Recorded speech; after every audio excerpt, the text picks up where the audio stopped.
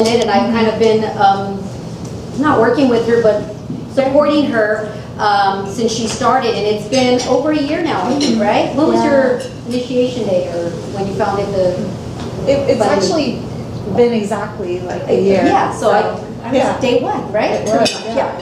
So I'm going to say your name wrong. Sema Tosun is from Fund a Need, and it's a nonprofit, and it aims at providing financial assistance and basic goods to low-income seniors here in San Mateo City, right?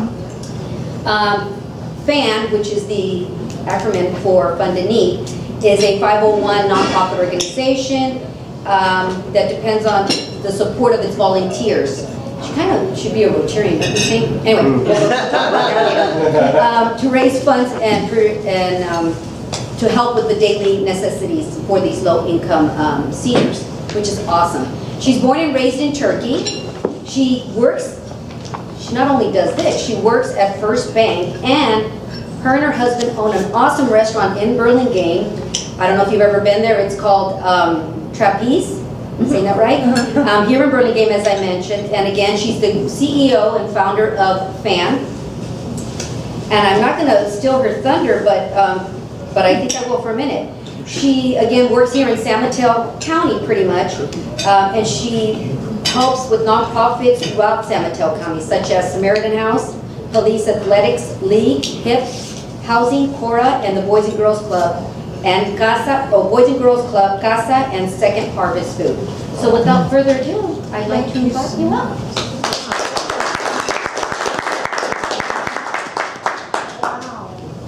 Thank you. I'm so excited to be here. I've never been a Rotarian, but I'm even more excited. Right? Oh, yeah. It kind of means that much more to me because I've been to a few of the meetings, like as a guest, but this is actually my first time being a guest speaker, so I'm very happy and honored. And Gloria, she's just a great friend. Thank you for your support, and thank you for asking me to be the guest speaker. It's exciting. And so they're just going to raise. Whoa. I'm just going to have some photos here while I'm talking, streaming photos of just things that I've done with Fund a Need so far. Actually, today is the official day. It's been 1 year since I've had the official launch. And I know that because on my Facebook page, it gives you exactly a year ago today, this is what you were doing, and it was for my official launch. So what you'll see is I'll be kind of talking about it. The photos are, again, from events, from the official launch, and how Fund a Need is so far helping the seniors. So, and you know, with my past, so I'll kind of reiterate again what Gloria went over. Born and raised in Turkey, so I came here when I was 7. And I'm actually the epitome of that, you know, the American dream, right? My parents came here, he's a tailor, and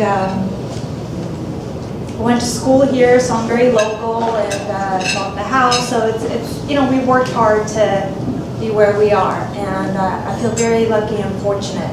You know, owning restaurant, Trapeze Restaurant, it's been 10 years now. I told my husband, anything good, if you've been there, anything good, you can more than welcome to call me and tell me if it's anything bad. I will give you my husband's phone number, you can call him on that. But it's been really exciting. So again, about a year ago, I woke up one day and I just said, you know what, I'm very involved with a lot of these local nonprofits, which Gloria mentioned, and we're very lucky actually to live in a community where we give so much. There are a lot of local nonprofits helping with so many different needs. But I just didn't see that there was enough for the seniors, especially for the low-income seniors. Kind of like the forgotten group. And I wanted to kind of bring awareness and attention to that, and hence Fund a Need. On your tables, the goodies, you know, I have the brochure there. I'm actually going to be doing a new one with some updated information. I know, look at that. Yeah, that's from the salon. And we have the little neck wallets with my logo on it. These are some of the things we do when I do elder financial abuse seminars as a way to kind of help the seniors protect themselves and, you know, their money, so we give those out. And with my card, I have the envelope openers. They're great. I get like really bad paper cuts, so those are for you achieve, little things, that's as they will. So I'm going to first start with some statistics. I mean, I don't want to bore anybody with a lot of, but I think it's important when we look at seniors to look at some of the statistics right here in San Mateo County. Close to 25%, and that's kind of an average, it's actually closer to 30, of seniors 65 and over in San Mateo County live below the poverty level. Think about that. That's just staggering, I think. 25%. Close to 40 in San Mateo County live below this SS standard, the self-sufficiency standard. So what is that? It means that they're struggling to barely keep up with their basic living needs. Your rent or housing, medicine, some of them need care, and food. I mean, they're just barely making it. And between 2015 and 2035, the senior population is projected to grow by 89%. I mean, that's great, we're living longer, very healthy community, good job for us, and especially the ladies, we live longer. So it's a really vastly growing community, and there just needs to be a little bit more awareness, I think, to their needs. And of course, I think all of you know, San Francisco, Marin, and San Mateo County are amongst the most expensive places to live. I would actually say probably around the world. And that's why I wanted to do something for the seniors. There's just this need. And more importantly, I think that with the seniors, they have a fixed income. And with that fixed income, even if you're doing well and you're living and you work and you have your Social Security and all that, with a fixed income, I mean, to keep up with the day-to-day living here in San Mateo County, I mean, every day something goes up. It's just, very, very expensive. I mean, we're so youth-oriented. I mean, we have Google, we have Tesla, we have Oracle, right where I live in Redwood Shores. I mean, it's wonderful, very, very youth-oriented. And I just think that there's not enough for what we're doing for the seniors. They're kind of, again, lost in that transition. And what's even more touching, I think, and telling is that seniors don't really voice it. It's pride, it's, they're not going to tell you they need something, or, oh, I'm struggling. And even with my mom, I mean, she's fine, but sometimes if she's not feeling well or doing something, it's hard for her. She doesn't want to worry you. Yes. And, with the seniors, they're just, again, it's that pride, and it's hard for them to voice it and tell you that they're struggling. And I wanted Fund a Need to be a voice to them. I wanted to be a voice, and I hope that all of you can be a voice to it with me along the journey. So, what are some of the things that we're doing? Education, again, coming from my banking background, I'm licensed financially as far as, my Series 663. And being in banking, I see a lot of elder financial abuse. And there's a lot. I mean, and it's exponentially, not is it daily. My mom probably gets phone calls all the time. I typically have a client come in and tell me about an email or a phone call or something that happened, or if they're at the grocery store, about how they're trying to be taken advantage of financially, or even with their, keeping themselves safe. And that's why I had these again. So I work with the police department, and I think there were some photos of that, right? And we do elder financial abuse seminars. I work with both Redwood City, San Mateo, JR, who is the police chief in Redwood City, and Susan, who is San Mateo, are very, very huge supporters. So we do elder financial abuse seminars. I think education is very important because they're probably the most vulnerable of anybody. They'll believe anything you tell them. I mean, so Fund a Need provides that. They're a target, and I want to provide education so that they'll know what to do if they come across things like that. So the police department's been a huge, huge support. Awareness. Again, they're like a demographic that I think people just don't know about. They're growing, and with finances, it's very, very difficult. So I try to reach out to anyone with in local papers, social media, reaching out to our city officials and leaders to have them see, like, you know, there's really this demographic of people that I think we should help them, and there is no reason that we should have seniors who are struggling. I mean, with the wealth that we have in the community, I mean, I just think that's so, it's very telling. And you know, it's everybody in this group. I mean, I'm sure if I were to have you guys say, you know, raise your hands if you've ever experienced or known of someone, a friend, relative, you know, uncle, grandparent, that struggled. Somehow, somewhere they struggled financially. I'm sure that each of you have a story here. So I think that there is just no need for that, you know. One of the things that I always like to say is, you know, they held our hands once, you know, it's time we hold theirs. You know, it's, and they don't really ask for much. Sometimes it's just time. And another thing that Fund a Need is really different from every other organization is we do events. Again, with the whole pride, you know, I don't go there and go, oh, here's food, or here's this, or here's some money for your housing. But we do events. Here's one. This is a mommy makeover that we did during Mother's Day. I had hairstylists, manicurists, volunteers, and we did a whole event by giving free haircuts and food, and you know, it goes back to the thing of just spending time with them, and it means a lot. And I'm famous now. And that's how Fund a Need is different from, I think, some of the other organizations. I think there's some great organizations we have that do have senior assisted living. They have, like, you know, places where you can go, community centers, if you will, where they'll have games and things, so they'll be involved. But I haven't seen anything yet that really looks at just providing them with a little bit of the security financially and giving them that little hope, the smile. I mean, ultimately, you know, one hand at a time. I started this again a year ago. I just officially got my 501c. I mean, it takes so long. It's much longer than getting a for-profit business corporation, that's for sure.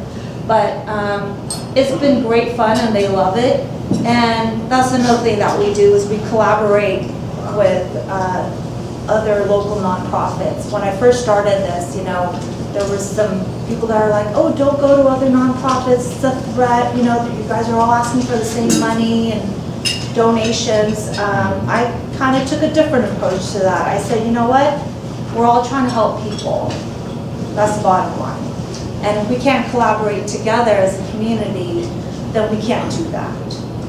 And so I have been very lucky to have the support of the other local nonprofits, and, you know, I support them, they support me, and we help the senior centers and communities that they're involved with. So I think that's important that we do that as well. Reaching out to your community leaders is so important. I think we are very lucky again with not only having some great nonprofits, but our community leaders, political leaders are really involved.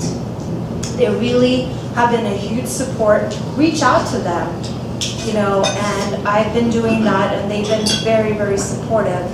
And, you know, it's so funny, in the brochure there, the percentage, the 25% you'll see that I said was low income in San Mateo.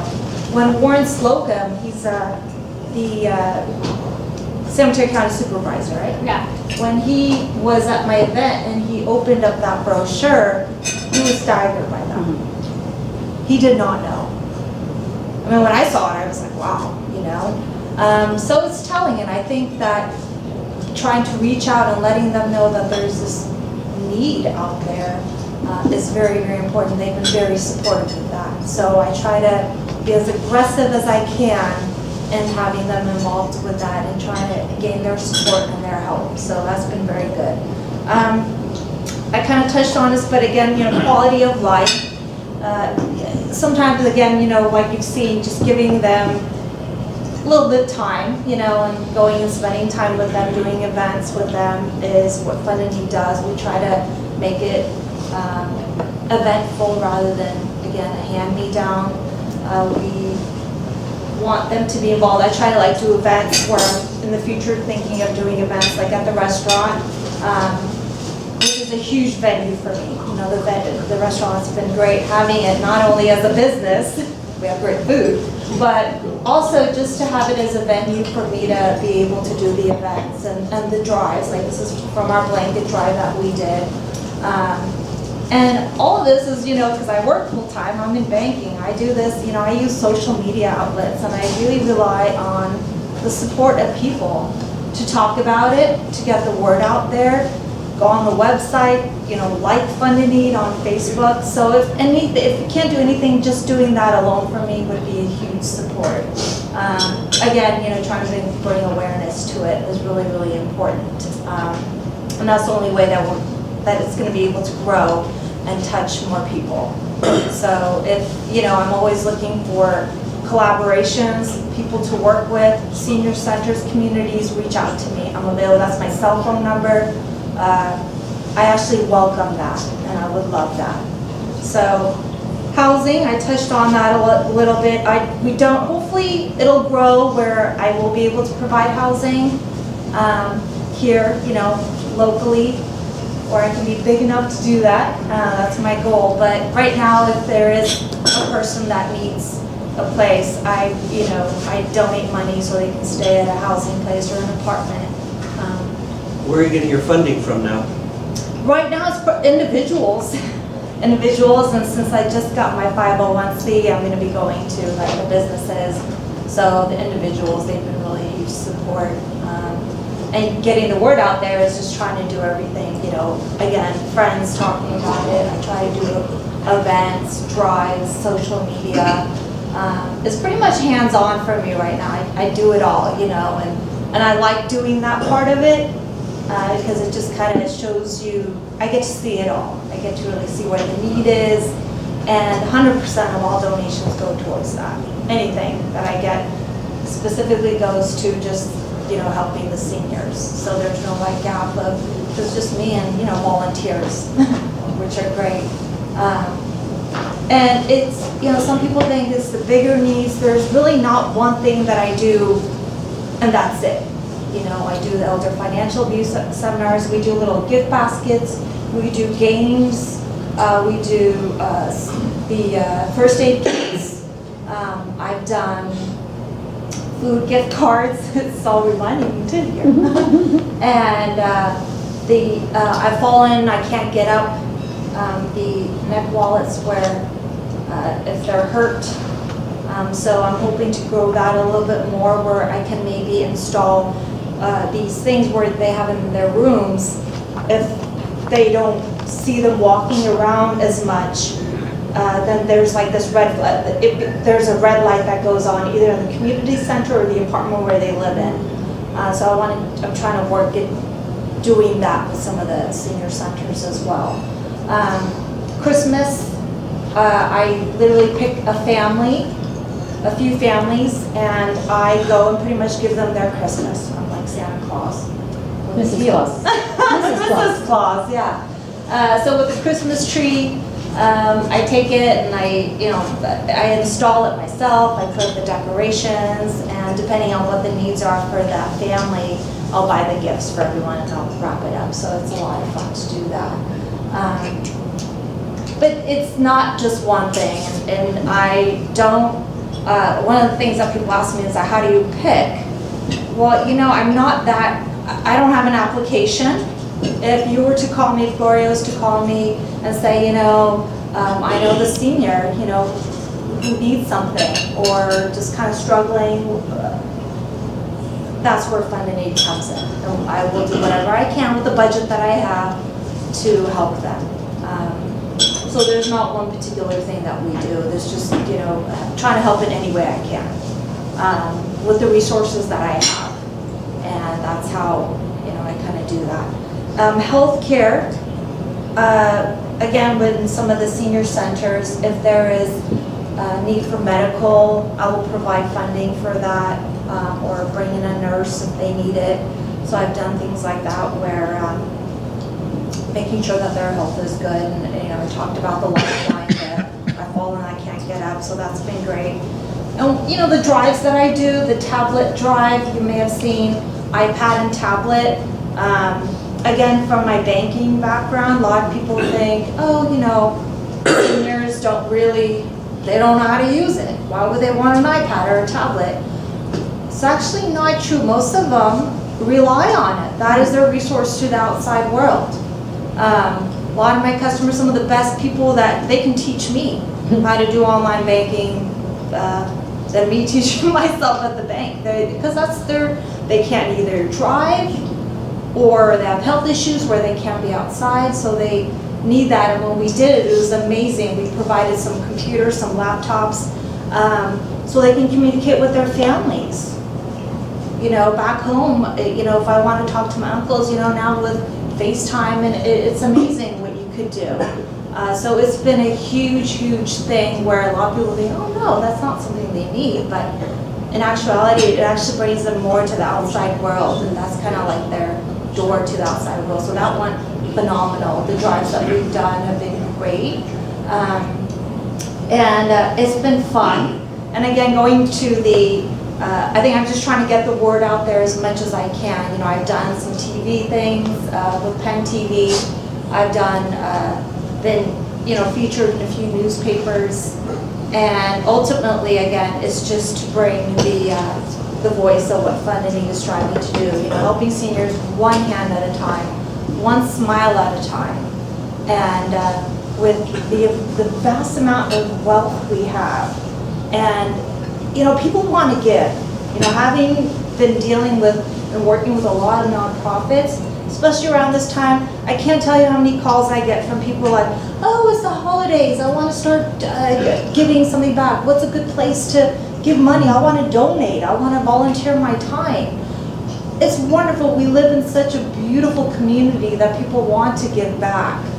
It's just talking about it, you know, letting people know.